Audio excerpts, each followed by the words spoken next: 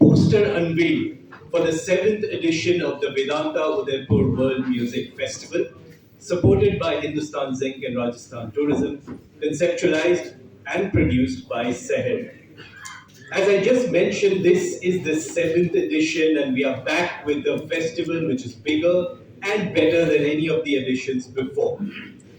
This year, travelers from across the world in India are going to be flying down to Udaipur and joining the beautiful people of this city to welcome artists from across 15 countries. 22 bands from across 15 countries are going to perform for 3 days across three venues right here in your beautiful city. And when I talk of artists, these are a myriad number of artists from different countries. There's a Grammy winning artist who's going to be traveling here from Ivory Coast. Grammy is one of the biggest and most prestigious awards in the world. She's a Grammy winner. She's going to be performing here in Udaipur. We also have a Grammy nominee from India, Kash Kale. He's going to be doing a very special Jugalbandi set just for this festival with a Swedish legendary guitarist. So that as well, you're going to see live at the Vedanta Udaipur World Music Festival. Of course, we have our Indian superstar Shan, a name who has been around for many, many years, is going to be playing live in Udaipur. We also have a rising superstar, Kanika Kapoor. She's going to be here as well. And these are just some of the few names who are going to be part of this edition of the Vedanta Udaipur World Music Festival. And I'm so glad that we can do this official poster unveil here, right here, because of the pivotal role that Hindustan Zinc plays in enabling this festival, and also in preserving culture and promoting culture across India and of course across Rajasthan. I know that Hindustan Zinc deeply believes in bringing people together through art forms. They do this not just through this festival, but also through Srajan the Spark, another festival called Spritiyan, and they also look to use these various initiatives to talk about various social issues. The Vedanta Zinc City Half Marathon is an effort to combat hunger in the vibrant Zinc City, and it's gone on to become one of the most popular and picturesque marathons that we have here in India. And of course, this festival itself brings in tourism from across the world and India who come into Udaipur here in the month of February, just very specifically for the Vedanta Udaipur World Music Festival. I mentioned upfront that the festival is conceptualized and produced by Seher. I will invite the festival director and founder director of Seher, Mr. Sanjeev Bhargav, to talk a little bit about Hindustan Zinc's association with the festival and the festival itself, but a little bit about Sanjeev. He's been a cultural advisor to the government of Delhi for over 10 years. He was part of the high-powered committee on culture for the government of India.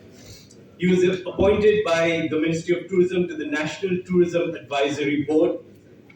He's been the founder and the conceptualizer of many open-air festivals in Delhi, festivals in big venues, iconic venues like Purana Kila, Nehru Park, Qutub Minar. He's been behind those festivals. Today, he also represents India in various music forums across the world. One of them being he's the vice chairman of the Asia Pacific Music Meeting, which is based in South Korea. He's also part of directors of various jazz festivals around the world. So, with great pleasure, I'd like to invite Mr. Sanjeev Bhargav, the festival director of the Vedanta Udaipur World Music Festival, for a few words.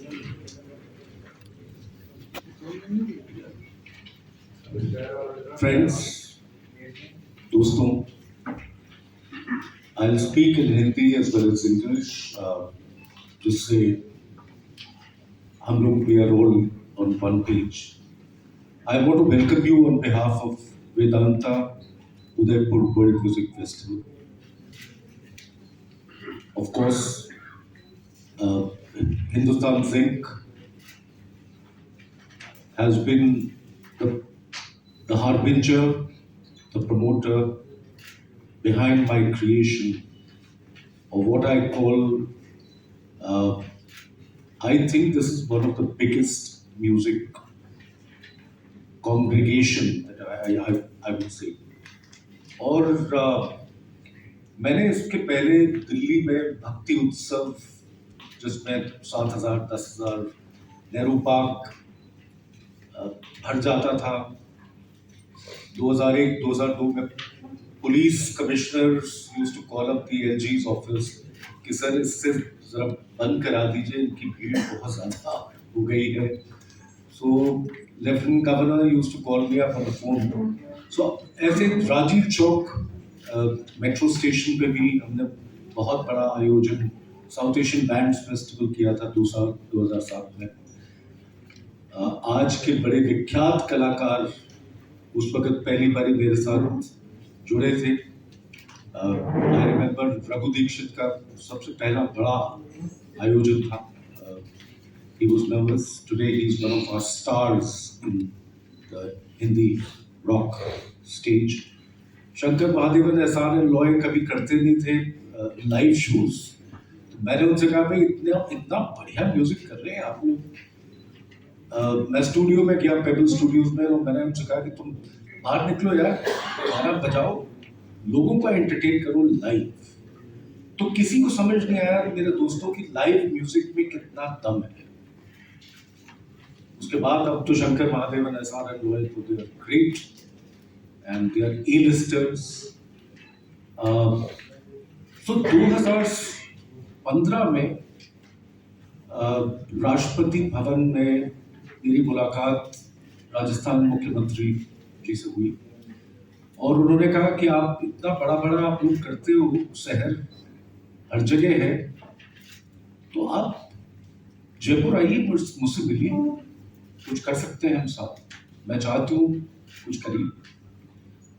तो मैं चला गया and I said to them that let's start ऐसा एक festival, क्योंकि ये दोस्तों ये मेरा प्रदेश है, मैं किशनगढ़ से आता हूँ, I have to give back. तो मैं बहुत खुश हुआ और 2016 में मैंने इसकी कंसेप्चुअलाइजेशन करी। सिर्फ मैंने राजस्थान सरकार से एक रिक्वेस्ट करी थी that don't let it become only a government festival, late it be a people's festival. देखिए एलीट म्यूजिक को करना बहुत इजी है। आप 400 लोग बिठा दो, 800 लोग बिठा दो, लेकिन ऑर्डिनरी संगीत के प्रेमी के दिल से जुड़ना, जब 5,000 से ज्यादा लोग आते हैं, वो एक बहुत बड़ी चीज है। लेकिन उसके लिए बहुत हमें साधन चाहिए। वो साधन हमारे पास नहीं है। वो साधन हिंदुस्तान जिंक जैसे लोगों के पास है। तो मैंने सिर्फ राजस्थान सरकार से इतनी इल्तिजा करी, मैंने कहा जी इसको प्लीज एक राजस्थान सरकार का ही मत बनाइए, let it be people's festival. And can I tell you दोस्तों, ladies and gentleman, Hindustan Zinc पहली वो कंपनी थी जिसने कहा कि ये पीपल्स मूवमेंट को हम सपोर्ट करेंगे। And I am still grateful. ये कहानी है वो 2015 की मीटिंग और 2016 का वो फेस्टिवल फरवरी का, और मैंने सिर्फ एक इल्तिजा हिंदुस्तान जिंक की ये जाके करी कि जैसा ये फेस्टिवल है वैसा ही रहने दीजिए, क्योंकि कांस फिल्म फेस्टिवल चेंज नहीं होता हर साल। जो फ्रांस में होता है वो हर साल चेंज नहीं होता लेडीज एंड जेंटलमैन, वो वहीं रहता है, उन्हीं डेट्स पे होता है, और सिर्फ कलाकार चेंज होते हैं, लेकिन वो उसी तरह से किया जाता है, उसी वेन्यू पे किया जाता है, उसी तरह से उसका फ्लो रहता है, तभी तो वो कांस फिल्म फेस्टिवल बना। तो सिर्फ मैंने हिंदुस्तान जिंक से यही इल्तिजा की कि इसको चेंज मत होने दीजिएगा, कैरेक्टर स्पिरिट ऐसे ही करने के लिए, और किसी शर्तों के बिना हिंदुस्तान जिंक ने मेरी मदद करी और आज भी मेरे साथ है।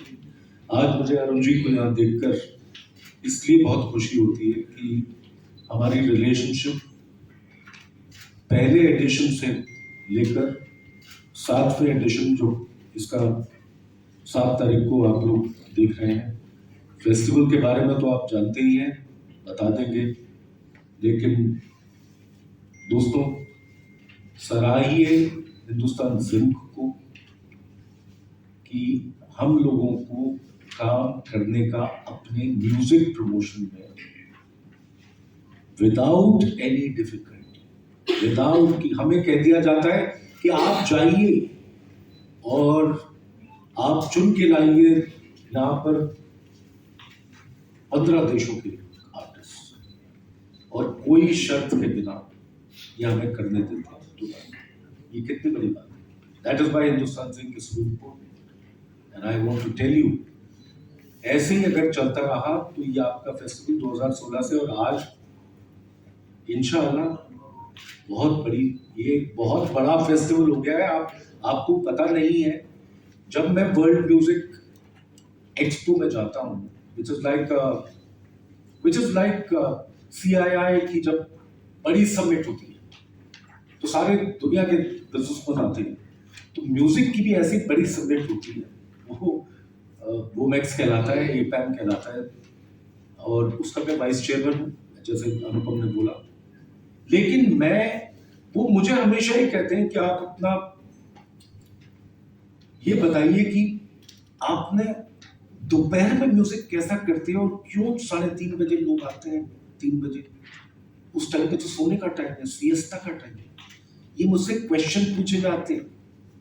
8 बजे कौन आता है सुबह आपका म्यूजिक सुनने? क्योंकि अब्रॉड में कोई आता नहीं है सर। ये सिर्फ अनूठा फेस्टिवल है यहाँ पर, जो हिंदुस्तान सिंह को हम लोग संस्था शहर की मिलकर हम करते हैं, राजस्थान सरकार की उसमें प्रमोशन में 3 बजे 3,500 जनता आती है, 3:30 बजे, क्योंकि रोमांटिक स्टेज है, फतेह सागर पाल है, और माझी का घाट 8 बजे। तो सर हम सिर्फ 400 लोग ले सकते हैं, बिकॉज उसके ऊपर लेंगे तो वो मेडिटेशन म्यूजिक खत्म हो जाएगा। तो मैंने ये सोचा था कि मुझे 400 लोग चाहिए और इस तरह का लेक पिछोला पे मैं करना चाहता था। सो आई थैंक हिंदुस्तान सिंह। मैं और नहीं बोलूंगा, बोलना तो इनका काम है, लेकिन मैं तो इतना कह सकता हूं कि ये फ्री फेस्टिवल है। तो देखिए कितनी बड़ी चीज है कि दूर दराज से लोग आ रहे हैं। अर्जेंटीना से इस बार बैंड मंगवाया, हंगरी से बैंड मंगवाया, कुर्दिस्तान, पर्शिया, मतलब ईरान से म्यूजिक को बुलाना मेडिटेटिव, ये इतना आसान नहीं है भाई बहनों, इतना आसान नहीं है, क्योंकि वीजा ही नहीं मिल रहा है। तो ये सब मुसीबतें मैं तभी सॉल्व कर सकता हूं जब मुझे कह दिया जाए कि आप जाइए, खेलिए म्यूजिक के मैदान में, हम लोग आफ्टर कर लेंगे, आप बताइए ना क्या चाहिए। तो thank you Rajasthan government, thank you the administration. there is a new collector now, so I've yet to meet the collector, but I'm hoping he's also going to be a supporter, but Rajasthan government in Jaipur, the tourism, I'm very thankful. But most of all, I want to thank Hindustan Singh and Mishra Sahab. Personal interest लेकर you keep encouraging me. कभी भी मैंने आपको बोला कि sir मेरे को ये किसी बोर्ड मीटिंग में हूँ, लेकिन म्यूजिक और कल्चर को प्रमोट करना, at least he makes a note, he takes a note and he calls back. देखिए ये कल्चर लोगों के लिए बहुत बड़ी चीज है। तो आज ये फेस्टिवल का 7वां एडिशन 7 तारीख को हम स्टार्ट कर रहे हैं। आई थैंक, और ये एक बस मैं लास्ट मिनट आपको बस बोलूंगा कि मुझे बहुत से लुभावने प्रपोजल्स आते हैं आज के दिन, फिसलने का भी मन करता है, क्योंकि बड़ा और करें, क्यों ना और बड़ा करें, क्यों ना अरेबियन सी में करें, क्यों ना गोवा में मैंने सेरेटिपिटी सुनील गुंजाल के साथ एस्टैब्लिश किया 2 साल। फिर मैंने कभी मैं अब छोड़ रहा हूँ, मेरा IPR नहीं है, पर देखो मेरा IPR है, मैं क्यों ना अपने लिए काम करूं। लेकिन लेडीज एंड जेंटलमैन, ऐसा फेस्टिवल ना बेंगलोर में होता है, ना पुणे में होता है, ना बॉम्बे में जियो गार्डन में भी ऐसा फेस्टिवल नहीं होता। तो मैं आपको ये यकीन जताने की कोशिश कर रहा हूँ कि आपकी सिटी में सबसे बड़ा इंडिया का म्यूजिक कार्निवल फेस्टिवल होता है। At least we should be proud of that, that's all. और ये आपके लिए है, ऑर्डिनरी लोगों के लिए है। अच्छा लगता है जब त्रिपुरा से भी हम लोगों को देखते हैं, गोवा से लोगों को देखते हैं कि ड्राइव करके आ रहे हैं, तो लगता है मुझे कि टूरिज्म भी बढ़ रहा है। हम सिटी की जीडीपी में इस फेस्टिवल ने काफी योगदान दिया है। So I am very happy. Sorry sir, आप and I can tell you rain forest festival Malaysia का बहुत बड़ा फेस्टिवल है। उसकी डायरेक्टर का मुझे फोन आया कि क्या मैं आ सकती हूँ 1-2 दिन के लिए। टोक्यो जैज फेस्टिवल के डायरेक्टर का मुझे फोन आया। It is one of the biggest festivals of jazz in the world. And he said, I saw pictures of Udaipur World Music Festival. Can I possibly send somebody who can take pictures and things and attend? कि तुम क्या अच्छा करते हो भाई, जो हम Tokyo में नहीं कर पाते। तो मुझे आई फील प्राउड, लेकिन मैं चाहता हूँ कि मैं आपको बता दूँ, अपने बारे में बोलना अच्छा नहीं लगता, लेकिन आज ये फेस्टिवल बहुत बड़ा हो गया है और it's bursting and it seems मुझे एक और वेन्यू ऐड करना पड़ेगा नेक्स्ट ईयर, बट उसके लिए साधन बाकी है। As somebody who's been involved in the first edition, I just want to share a personal anecdote as well.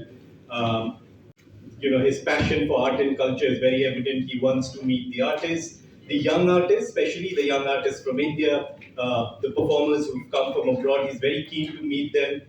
Every evening, as you know, हम एक सारंगी orchestra भी प्रस्तुत करते हैं. That starts off the festival every evening, where a group of sarangi players get an opportunity to come and showcase their music, of course, to the Udaipur audience, the traveling visitors, but also to all the foreign artists. And that's something we get to see because the foreign artists are always interested about the sarangi. They'll talk to the sarangi player backstage. And we've noticed that, Mr. Mishra is always there. He's there to support the sarangi players. He's there backstage with all the musicians. That's something I've noticed personally, and I wanted to share that story. So, having said that, may I invite Mr. Arun Mishra, CEO of Hindustan Zinc Limited, to say a few words. हमें join करने का पहले से ही हुआ है, इसलिए कि जब मैं वेदांता ज्वाइन करने वाला था तो मेरे सामने 2 ऑप्शन दिया गया था। या तो मैं ज्वाइन करूं आयरन एंड स्टील बिजनेस, जो कि गोवा में ऑफिस होगा। दूसरा ऑप्शन था कि जिंक बिजनेस, जिसका कि ऑफिस उदयपुर में होगा। तो मैंने जब घर में इस बारे में चर्चा की तो मेरा छोटी बेटी ने बताया कि यहाँ पर उदयपुर ग्लोबल म्यूजिक फेस्टिवल होता है, जिसमें कोल्ड प्ले ने आकर परफॉर्म किया था। तो अगर आपको नौकरी करना ही है, टाटा छोड़ना है, आप उदयपुर चाहिए ताकि मुझे वर्ल्ड म्यूजिक फेस्टिवल में देखने का मौका मिले। So this is also one of the reason of coming to Udaipur. I am quite proud of the fact that I have been here. Music देखिए, क्योंकि हम लोग म्यूजिक फेस्टिवल के बारे में उन्होंने पूरा बताया। म्यूजिक इंडिया के लिए खासियत क्या है ना, इंडियन हिस्ट्री में music over the years develop हुआ है। ऑफकोर्स हमारे जो क्लासिकल म्यूजिक है उसका बहुत सारे घराने हैं हर जगह में, लेकिन हर घराने में कुछ ना कुछ बाहर का म्यूजिक का इन्फ्लुएंस हुआ है हर सदी में।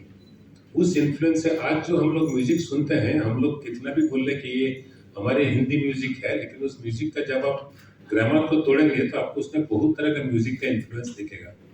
इसीलिए जब ये ग्लोबल म्यूजिक फेस्टिवल एक फेस्टिवल है जिसमें भी डिफरेंट सेशन में अगर आप जाते हैं इस तरह का प्रोग्राम में, हर गाना आपको कहीं ना कहीं सुना हुआ लगता है। हर म्यूजिक, कोई कुछ भी इंस्ट्रूमेंट बजा रहा हो, उसका एक पोर्शन अगर आप सुनेंगे ध्यान से तो आपको लगेगा ये म्यूजिक कहीं ना कहीं मैं सुना हूँ, क्योंकि बेसिक ऑफ द म्यूजिक जो है वो कोई नेशनल बाउंड्री से होता नहीं, वो कहीं पूरा वर्ल्ड ओवर चलता है। फ्यू इंस्टेंसेस आपको याद आता है कि even great poet like Rabindranath Tagore, जिनका कि रविंद्र संगीत इतना फेमस है world over, not 100% composition was original.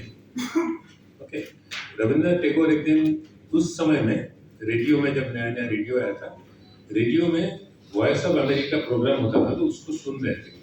तो उसमें एक वेस्टर्न सिंगर लेडी गाना गा रही थी, तो उसका जो क्लासिकल ट्यून बेस था उसको लेके उन्होंने तुरंत उसी में कंपोज किए, जो सॉन्ग बाद में बहुत पॉपुलर हुआ, एक हिंदी सिनेमा में भी यूज हुआ है, अमी चीनी को चीनी तुम्हारे वो विदेशी।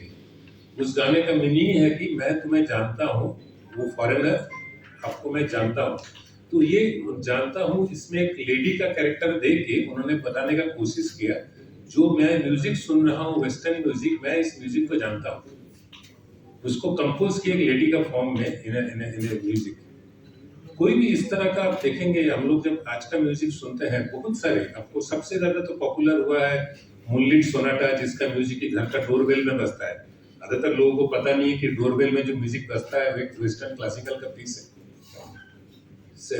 बीटहोफेन्स फिफ्थ जो है वो आपको सैटरडे नाइट फीवर में यूज हुआ था, वेस्टर्न म्यूजिक और वेस्टर्न क्लासिकल म्यूजिक, जिसका कि कंपोजिशन से हजारों हिंदी गाने में उसका कॉपी हुआ है।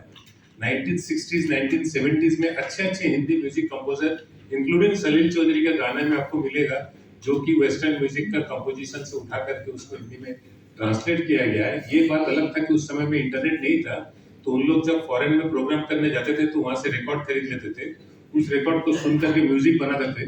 उस समय पता नहीं लगता था कि ये गाना ओरिजिनल कंपोजिशन नहीं है, वो आज इंटरनेट खोलने से पता लग जाता है कि कौन सा गाना ओरिजिनल है कौन सा।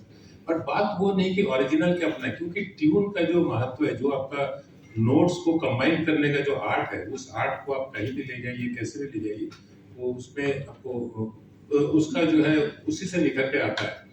तो मुझे इस फेस्टिवल का सबसे ज्यादा अट्रैक्शन यही है कि इसमें मैं केवल इसको अगर हम लोग चाहते हैं हिंदुस्तान जी के मिल करके एक कॉमर्शियल प्रोग्राम करके छोड़ देते कि बॉलीवुड का 4 सिंगर को ले आते, एक रात में 4 घंटा का नाच गाना का प्रोग्राम हो जाता, टिकट बेच देते, पैसा निकाल लेते, लोग खुश हो जाते और निकल जाते। लेकिन ये पर्पस नहीं है, ये पर्पस है कि हर कंट्री का अलग अलग म्यूजिक ट्रेंड को यहाँ लाना, लोगों को एक मौका देना कि जो हम हर दिन रोजमर्रा जिंदगी में गाने सुनते हैं, टीवी में म्यूजिक कंपटीशन में जो गाने सुनते हैं, इसके बाहर भी एक म्यूजिक का दुनिया है।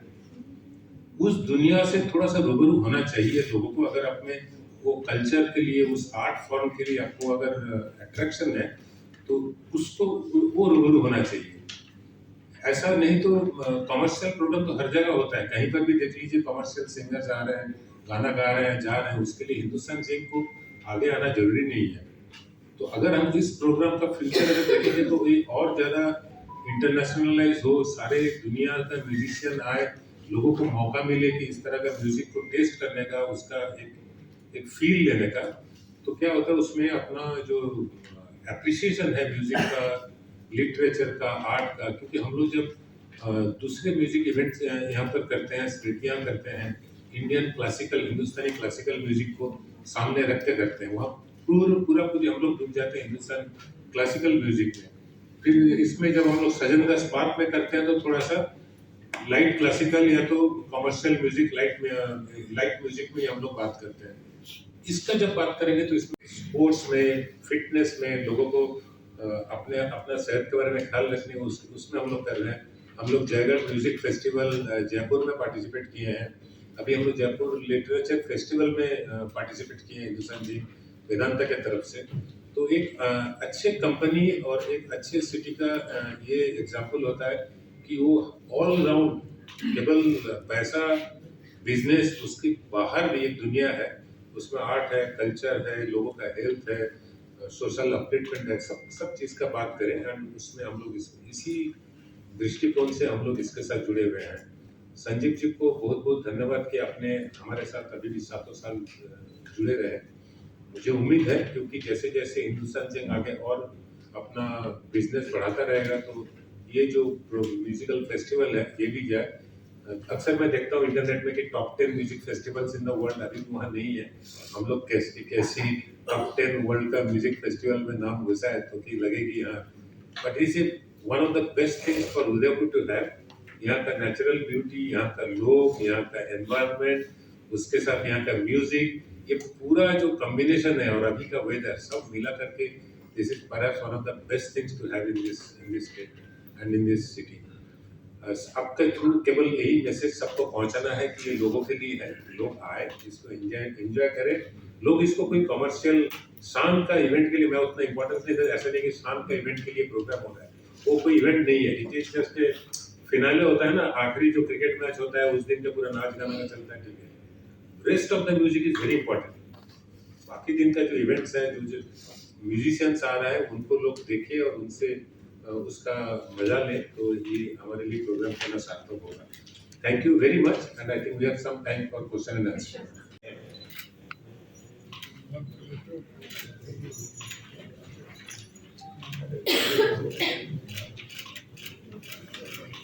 भेज दीजिए, कोई भी सजेशंस हो, हम उसको कंसिडर जरूर करेंगे।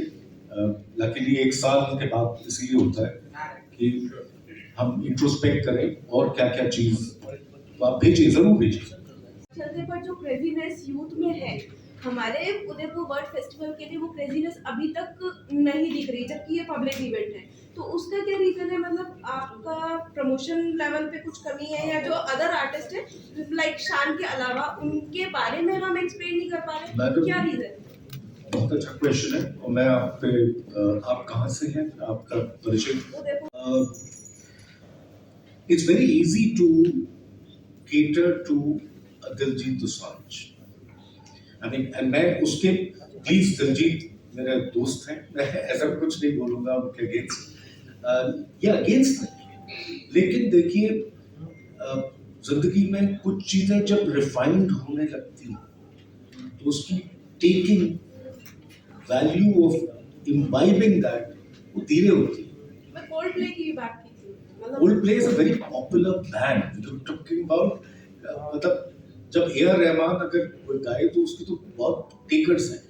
लेकिन अगर मैं बोलूं कि मैं रविशंकर जी का सितार बजा रहा हूँ, प्लीज, उनकी बेटी भी अब पॉपुलर हो गई है। अंडरस्टैंड दैट अगर मैं बोलूं कि पंडित कुमार गंधर्व के भजन कमाने ला रहा हूँ, मेरे टेकर्स कम हो गए।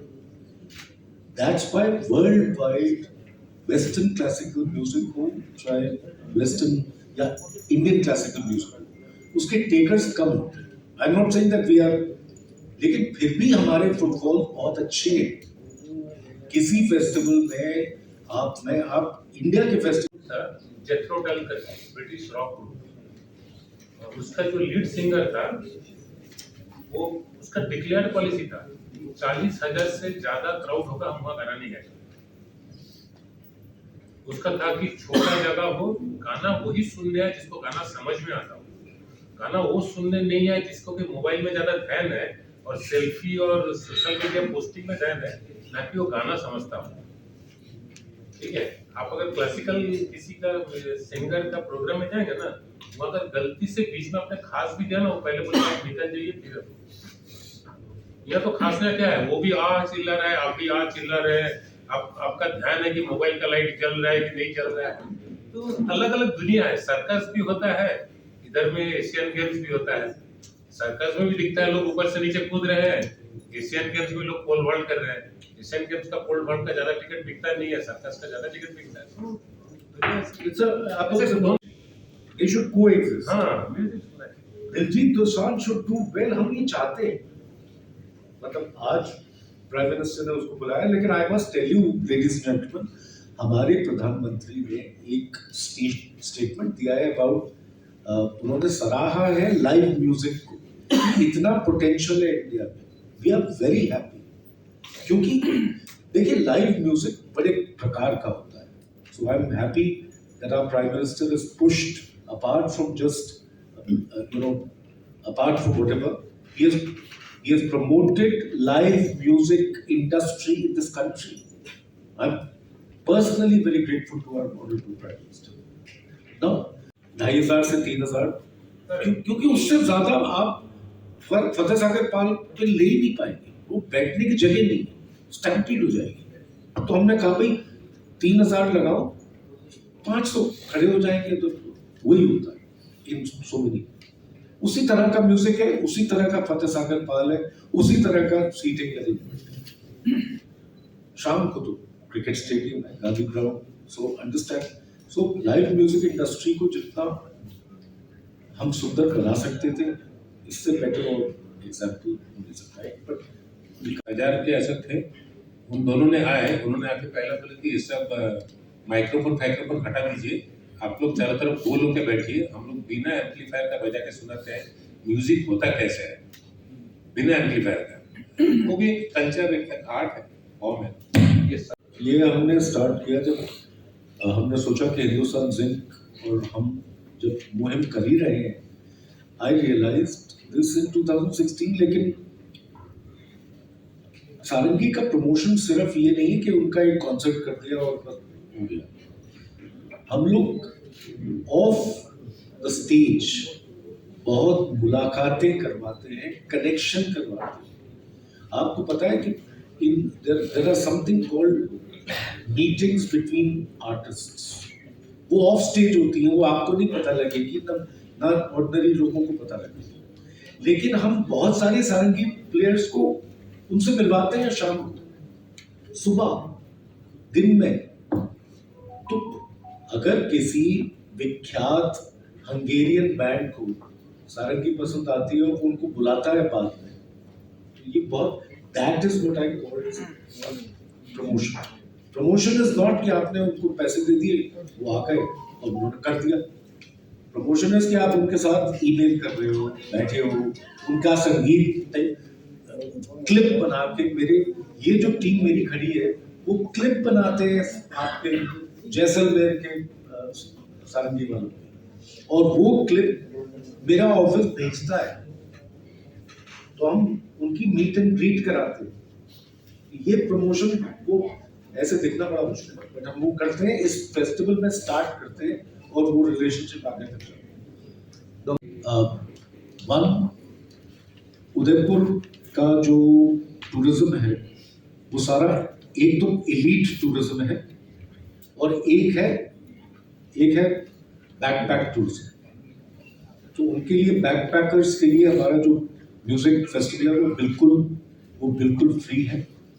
बिकॉज कोई बैकपैकर अगर रह रहा है और ओल्ड सिटी में रह रहा है, फॉरनर आके अकेला या दुकेला, तो ही कांट स्पेंड। अगर मैं 1000 रुपए की भी हम लोग टिकट रखते थे, वो बेचारा कहाँ से स्पेंड करता है? स्टूडेंट्स तो आप भूल ही जाइए। तो उनके लिए वो टूरिज्म है। दूसरे, I want to tell you कि मुझे इतना हर्ष होता है ये देख के कि कुछ लोग जो हमारे पास या प्रूव करते हैं, अब ये आज करते हैं कि नहीं, बट कोविड के टाइम पे ज्वेलर्स हैं, कुछ एक रेस्टोरेंट यहाँ पर 2-3 है, जो कहते थे आप अगर उदयपुर वर्ल्ड म्यूजिक के लिए फेस्टिवल के लिए आए हो, अच्छा कुछ हमें प्रूफ दिखा दीजिए, आपके बिल में 10% ऑफ। तो ये लोगों का जोड़ना, प्यार दिखाना, ये बहुत very happy. Thank you, sir. की ओर से करवाया जा रहा है, स्पॉन्सर है, क्या कुछ खास रहेगा और कौन-कौन कलाकार आने वाले हैं? ये जो वर्ल्ड म्यूजिक फेस्टिवल है उदयपुर के लिए बहुत फेमस इवेंट है। उदयपुर को इंडिया का इंडिया जो ग्लोबल टूरिज्म मैप में लेके जाता है। हम लोग चाहते हैं कि पूरे दुनिया की सारी कंट्रीज से जितने हो सके म्यूजिशियन यहाँ आए और वहाँ का जो म्यूजिक यहाँ के लोगों को सुनने मिले। हमारे इंडियन म्यूजिशियन इसमें जुड़े, उसके साथ राजस्थान के जो ट्रेडिशनल म्यूजिशियन है वो लोग इसमें जुड़े। उसमें क्या हुआ कि म्यूजिक का आदान प्रदान होगा, लोगों में म्यूजिक के बारे में चेतना बढ़ेगी और लोग इसमें से म्यूजिक का जो फीलिंग है, सेंस है, उसको उदयपुर के साथ एसोसिएट हो जाए। उदयपुर का अपना म्यूजिक में बाकी कौन कौन एग्जैक्ट प्रोग्राम में आने वाले हैं वो हमारे संजीत जी बताएंगे। ये लाइनअप आपके हमारे कुछ 22 बैंड्स हैं जो आ रहे हैं और प्ले करेंगे 3 दिनों के अंदर। जैसे मैंने आपको बोला कि 3 दिन में 7 बजे, 7 तारीख को तो आप 6 बजे से स्टार्ट करेंगे गांधी ग्राउंड। फ्राइडे होता है, उसी तरह का आयोजन हम शुरू से कर रहे हैं। फ्राइडे को लोग अपने जैसे दिल्ली से सारी फ्लाइटें आज फुल हैं फ्राइडे की, फेयर्स ऊपर हैं। मुंबई से आने के लिए फेयर्स अभी 34-35 हज़ार का है। दैट मीन्स लोग फ्राइडे को आ रहे हैं। और सैटरडे को सुबह है जिसमें माजी का घाट है, उसमें मेडिटेटिव कॉन्सर्ट्स हैं, डिवोशनल म्यूज़िक और इंस्ट्रूमेंटल म्यूज़िक। और आफ्टरनून 3 बजे, जैसे मैंने आपको कहा, फतेह सागर पाल से 3 से 5:30 बजे तक ये romantic music of a very different kind, उसी तरह का म्यूज़िक हमने क्यूरेट किया है। और बेसिकली ये शाम को फिर क्रिकेट ग्राउंड, अपने गांधी ग्राउंड में यू विल सी कि फिर हाई एनर्जी म्यूज़िक हर कंट्री से आता है, उसमें इंडिया भी शामिल है। और अगेन 9th को संडे है, 8 बजे से हमारा म्यूज़िक का आयोजन है। एक माझी का घाट, एक फतेह सागर पाल और एक अपना गांधी ग्राम। लेकिन राजस्थान शोकेस हम लोग करते हैं रेलवे स्टेशन पे, जो उदयपुर रेलवे स्टेशन हो रहा है, और एयरपोर्ट पे पधारो मारो देश के कॉन्सर्ट्स होते हैं मॉर्निंग में जब फ्लाइट्स सारी आती हैं। तो वी फील कि पधारो मारो देश ही हम प्रिजर्व करते हैं। तो रेलवे स्टेशन और एयरपोर्ट पे सिर्फ राजस्थान शोकेस होता है जो आने वाले पर्यटक देखते हैं। तो वो बड़ा एक interesting way of taking Rajasthan folk music.